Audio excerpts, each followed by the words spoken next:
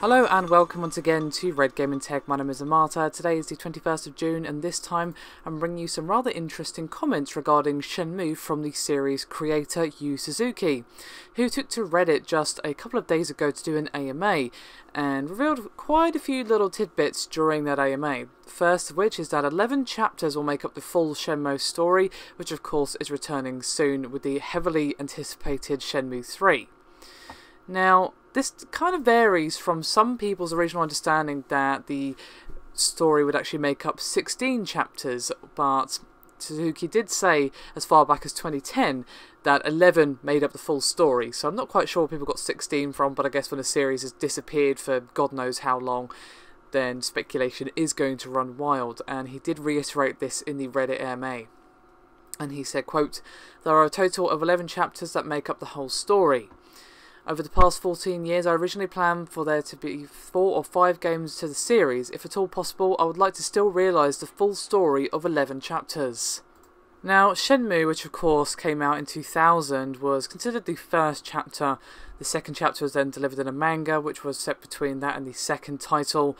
And the Shenmue 2 iteration in the series did actually fill the gap of chapters 3 to 5.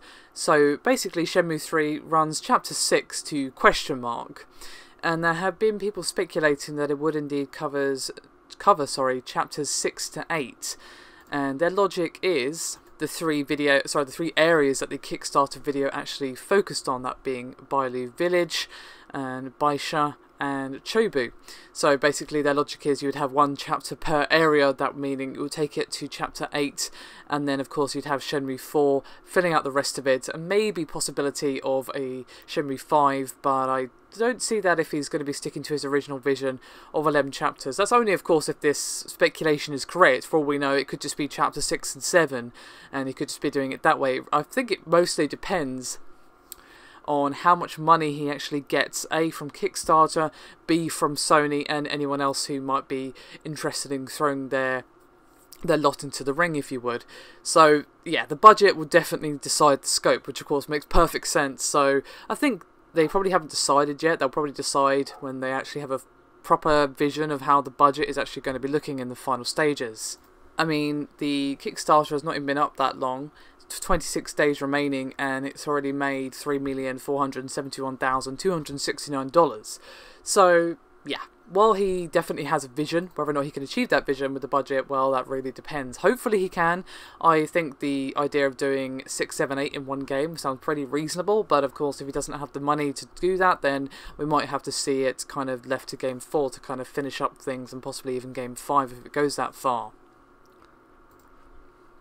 However, he finished up on Reddit by saying, quote, "I will say this. If we reach the 5 million mark, one of the things I really want to do with Shenmue 3 will become a reality. At 10 million, it will truly have the features of an open world." So, something's going to happen at 5 million that he always wanted to do. Well, what that thing is? Well, unfortunately, he was as cryptic as possible, and we just don't know.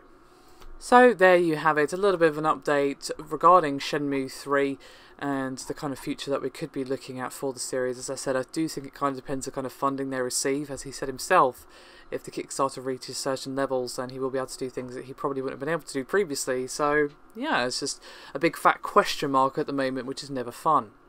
Anyway, that's me done for this video. Thank you very much for watching, and I'll see you next time.